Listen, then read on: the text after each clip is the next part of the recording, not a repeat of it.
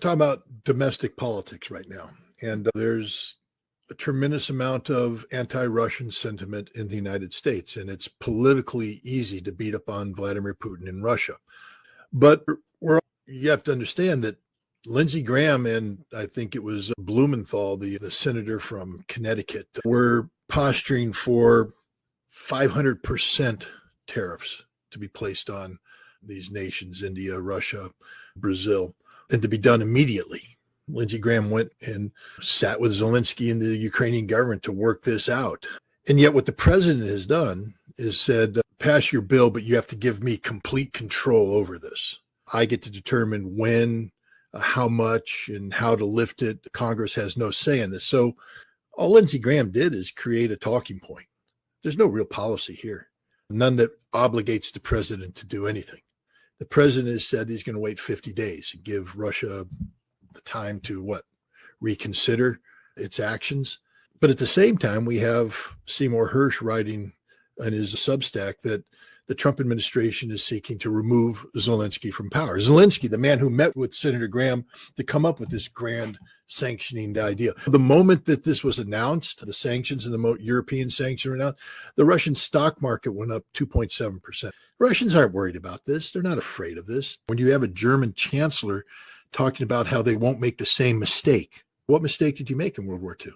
I would hope you believe the same mistake as you won't ever again engage in an illegal war of aggression and reflect back on the one Nuremberg trial, which had meaning, which was the first one where Judge Jackson, the prosecutor, and worked with the other judges to find that war of aggression was the ultimate war crime, because from the war of aggression, all other crimes take place.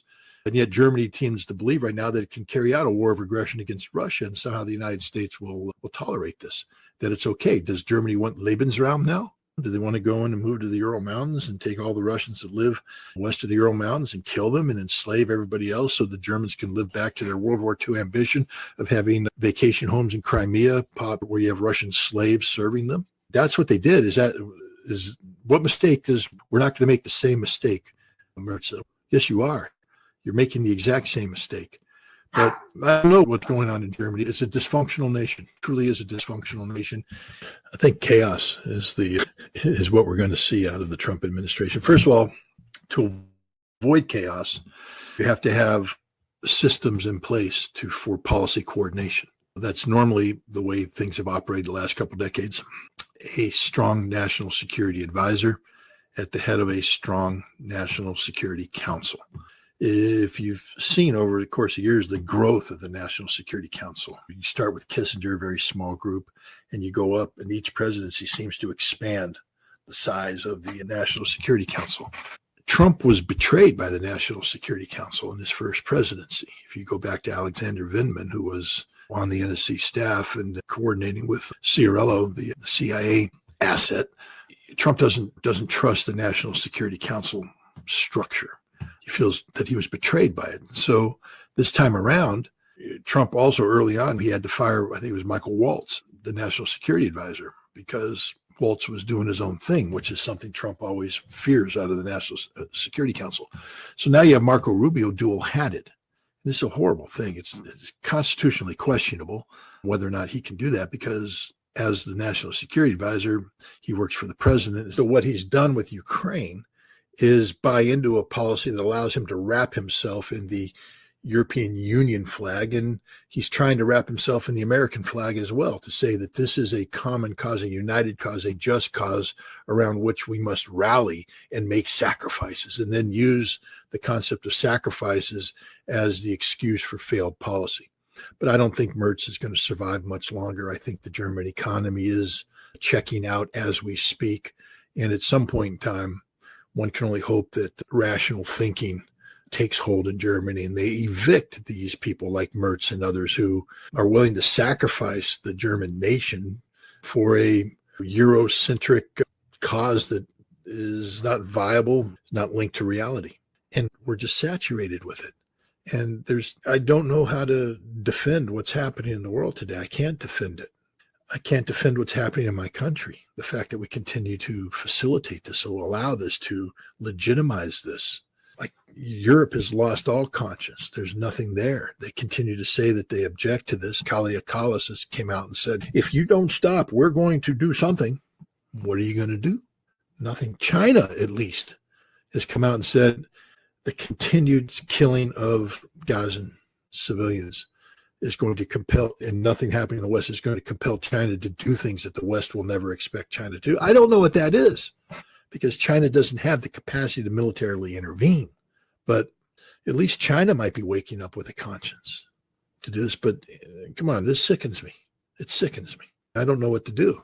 Wrap a keffiyeh around me and go out and demonstrate? Yay, I'm one of tens of thousands to do that and nothing has happened. Write another article?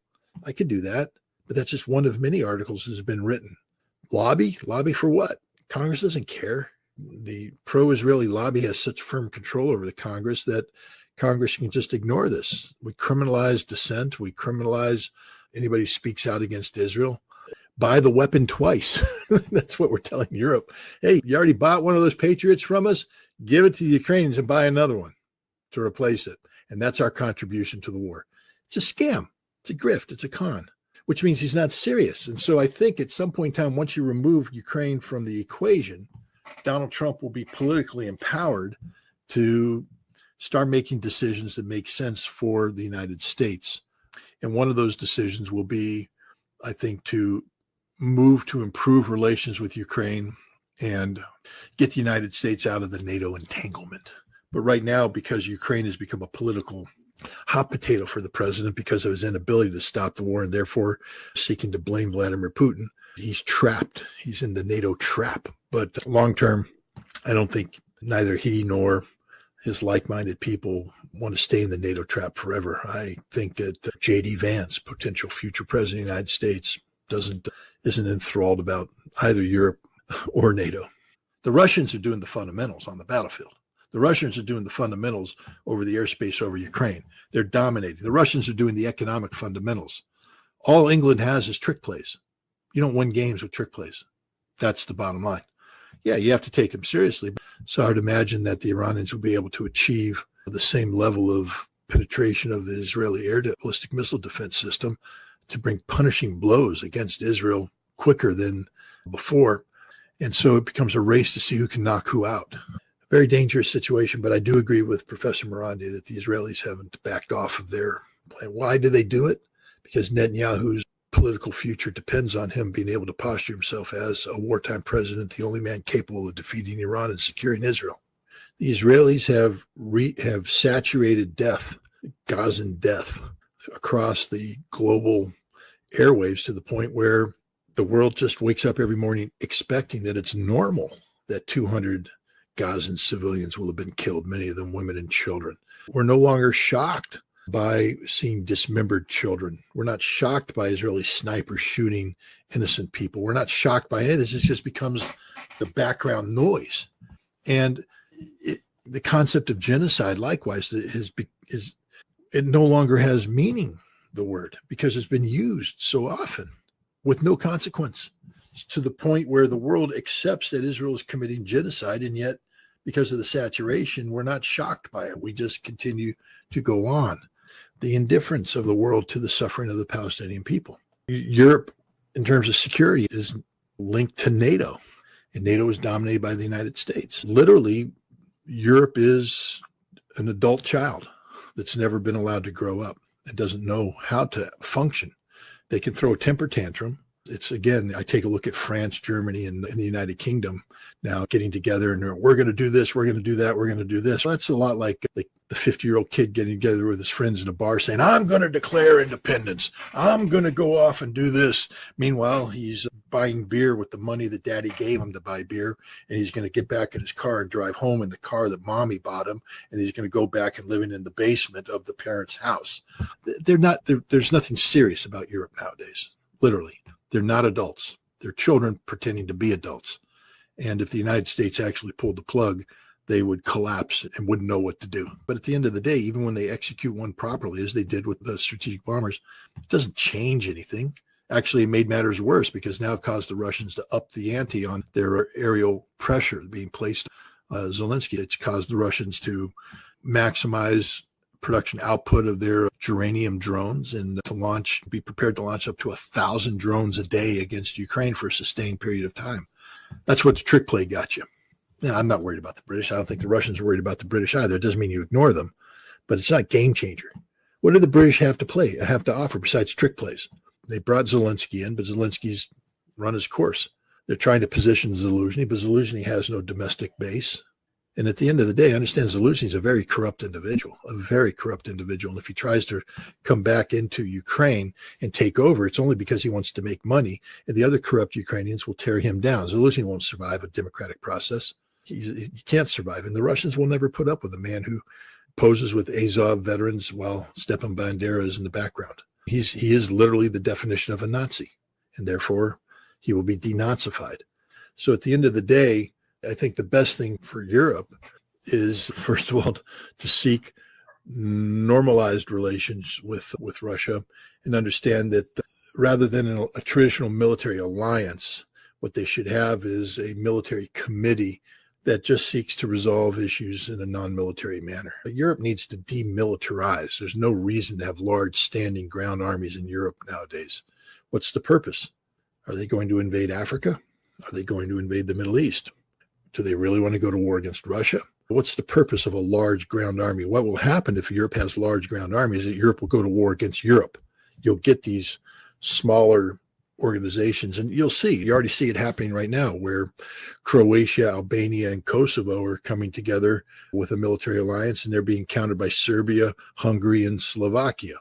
These are mini NATO alliances within the NATO alliance, each of which incorporate non-NATO membership. And they're doing this because they fear one another and the potential of war. So this is the future of NATO. NATO will break up into different blocks, and then they'll go to war against each other. Europe's best bet is to start taking the military out of European consideration. You don't need to have a large defense industry.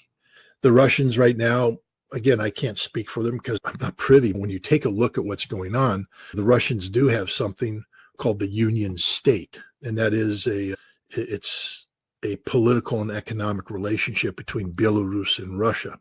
And the Union State right now is very active in talking about the future of Ukraine, because I think the vision for Russia is that post-conflict Ukraine, once it's been denazified and normalcy brought in, will become part of the Union State, that they will join the same political and economic union as Belarus and the Russian Federation.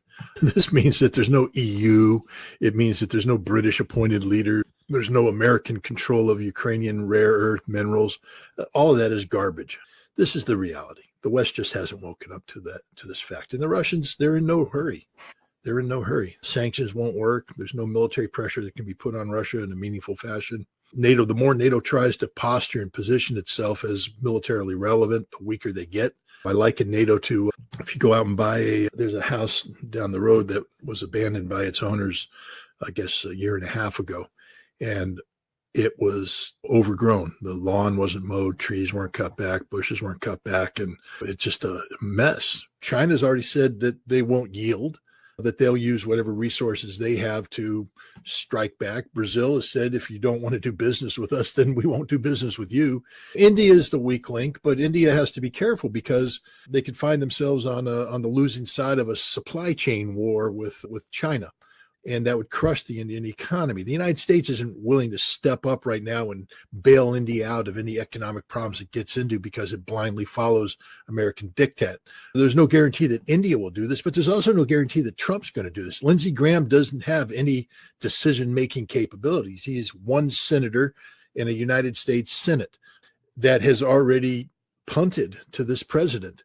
The only decision-making authority is with the president. It appears that the president is simply using Lindsey Graham's tariff threat as a political shield behind which to hide the fact that they have no real policy regarding Russia, and to buy time for them to try and shape the battlefield, so to speak. I think they want Zelensky gone. They need him removed, and they want to replace him with somebody that might be able to make the concessions necessary to get the Russians to the negotiating table. Zelensky's afraid of this. Look at, all of a sudden, Zelensky wants to talk to Russia now. But then there's the question of what comes after that. There may be a period of uncertainty. And the Poles may have an understanding that this could lead to some sort of civil breakdown and maybe civil conflict. And they're asking their citizens to leave. It's laughable to think of the Polish military intervening. Poles acknowledge themselves to run out of ammunition in 14 days. So why would you want to intervene only to run out of ammunition in 14 days? And intervene with what? They don't have an offensively inclined military. They could begin crossing the border into Western Ukraine, but almost immediately they'd be engaged by forces coming out of Belarus, and they wouldn't be able to handle that. The Russians believe in the counterattack. So if Poland begins cross-border operations from Poland into Belarus, that's the end of Warsaw. It will fall. The Polish army can't defend. They can't fight. The Poles know this. The generals know this. They're not going to get involved in a fight. I think Poland is taking a look at the deteriorating situation inside Ukraine and making the decision to get Polish citizens out of harm's way. Not held accountable to Congress, but as the Secretary of State, having been ratified by the Senate, he's responsible to the Senate. They can summon him in. And so now Rubio can just decide, am I advising the president as Secretary of State, or am I advising the president as National Security Council? Henry Kissinger is the only other person that had that kind of strength, and he himself recognized the constitutional limitations of this. But the other thing is that the State Department is downsizing. You saw they fired 1,300 some odd staffers. Many of them came from the Intelligence Bureau. They were fired. Why? Because, gosh, they have opinions. They represent the permanent bureaucracy of people who have inherited policies from previous administrations, and their job is to keep those policies going in a relatively consistent manner. Trump doesn't want to do that. He wants to have his own policies. So they've gutted the State Department. The National Security Council is dysfunctional and almost non-existent in the role that it plays. There is no structure of policy coordination. And as a result, policies tend to be made in a very knee-jerk reaction by the president. And if anything, the National Security Council then backfills and works with, but normally the president in a meeting will say something.